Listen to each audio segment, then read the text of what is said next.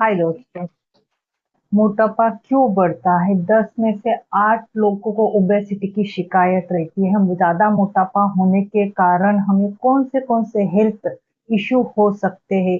सच्ची में मोटापा कम करने का तरीका क्या है? मोटापा किन कारणों की वजह से बढ़ता है?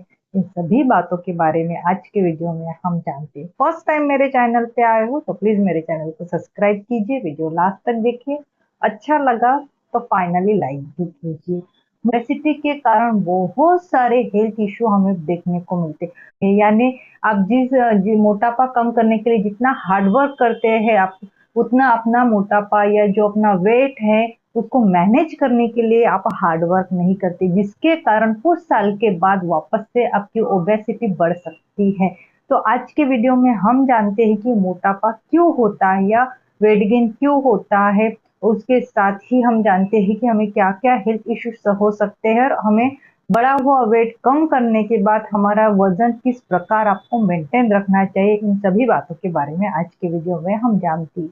मोटापे के कारण आपको सांस लेने में तकलीफ आती है, चलते उठते बैठते आपको परेशानी हो जाती है, अपने एक्सेल साइज से अपन ट्रिपल एक्सेल साइज में आ जाते हैं। खाली ओबेसिटी के कारण अपने कपड़े की साइज भी चेंज होने लगती है।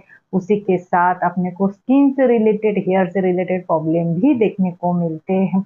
मोटापे के कारण आपकी डाइजेस्टिव सिस्टम पे इम्पैक्ट पड़ता है। बहुत सारे लेडीज को जनरली प्रेगनेंसी में क्या होता है, उनका वेट गेन हो जाता है या आफ्टर प्रेगनेंसी के बाद भी वो बढ़ना ही चालू हो जाता है, जिसके कारण उनको अलग अलग हेल्थ इश्यू होते हैं। बहुत सारी लेडीज ना आफ्टर प्रेगनेंसी के बाद मोटापे के कारण डिप्रेशन में चली जाती है।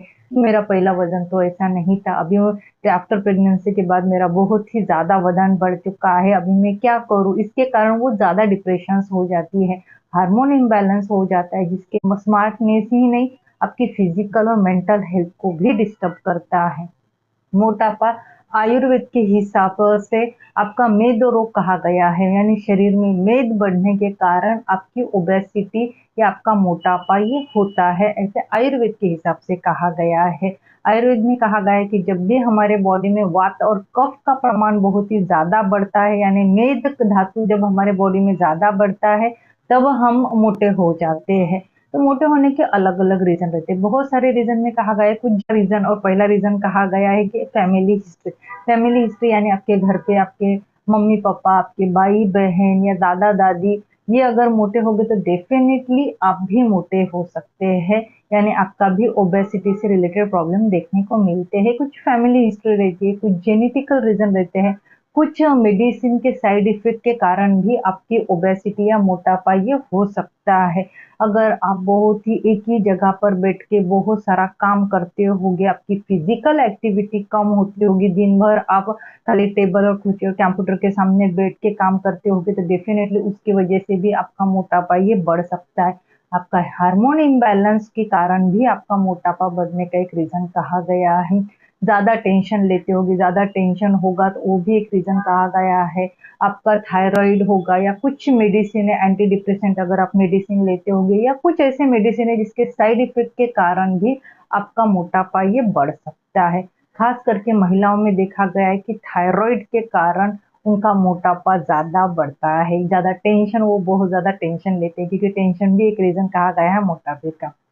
अगर आप आपकी लाइफ अनहेल्दी लाइफ है, यानी अनएक्टिव लाइफ है, आपकी फिजिकल एक्टिविटी बहुत ही ज़्यादा कम है, आप एक्सरसाइज बिल्कुल नहीं करते हैं, आप अनहेल्दी खाना खाते हैं, आप बाहर का ज़्यादा प्रमाण में खाना खाते हैं, जंक फूड हो गया, ऑयली फूड्स हो गया, डीप फ्राइड फूड्स हो गया, और आपकी फिजिकल एक्टिविटी कम है, जैसे आपने खाना खा लिया, खाना खाने के बाद अगर दोपहर को आपको सोने की आदत है, आपने पहले ही हाई मतलब हेवी खाना खा लिया, ऑयली मसालेदार, जिसमें जंक फूड ज़्यादा हो या ऑयल मसाला ज़्यादा हो, ऐसा खाना खा लिया और अगर आप तुरंत सो जाते हो, तो डेफ़िनेटली वो भी एक रीज़न कहा गया है आपका मोटापे का।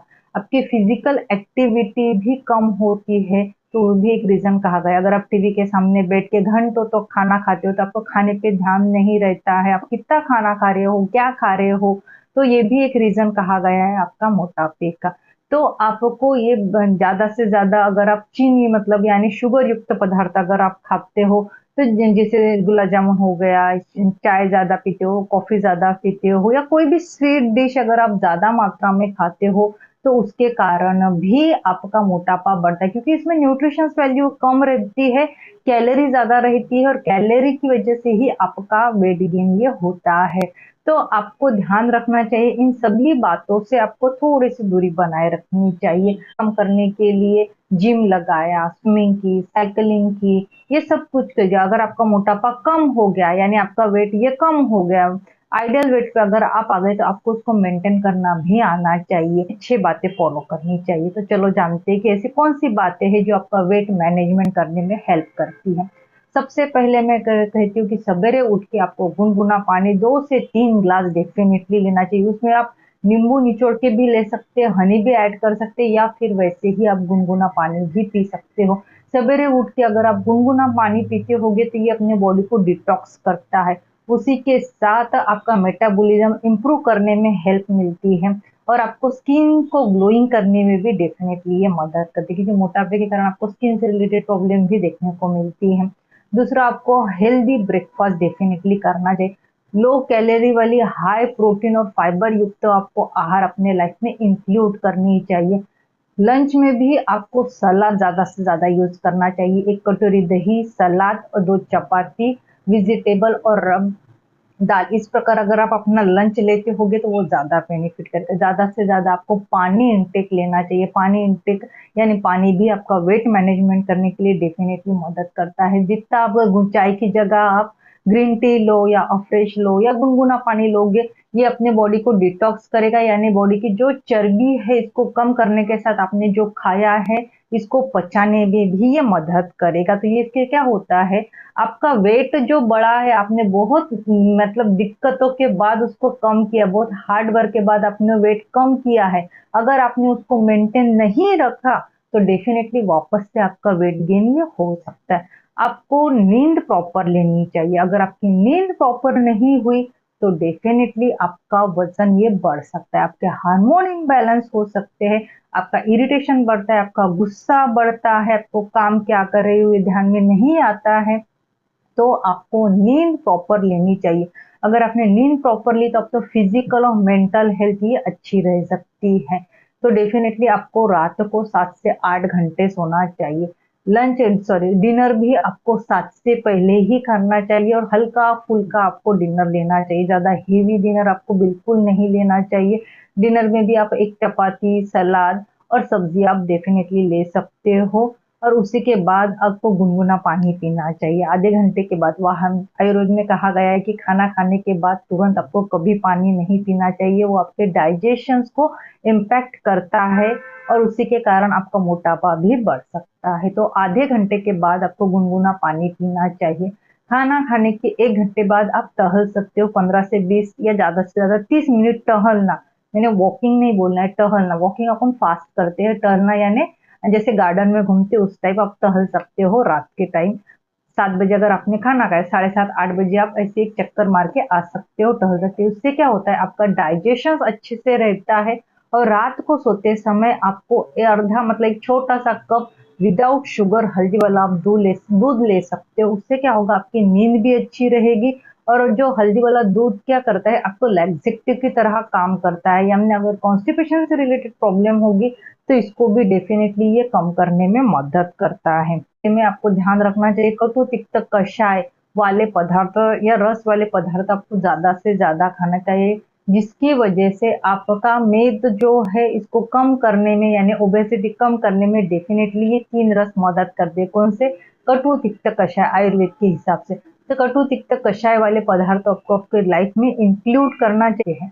अगर आपको बहुत ज़्यादा टेंशन होगा तो आप मेडिटेशन कीजिए, योगा कीजिए, ज़्यादा आप फिजिकल एक्टिविटी बनाइए जिसके कारण आपका वज़न कम करने में, आपको हेल्दी रखने में डेफिनेटली ये टिप्स मदद करने वाली है।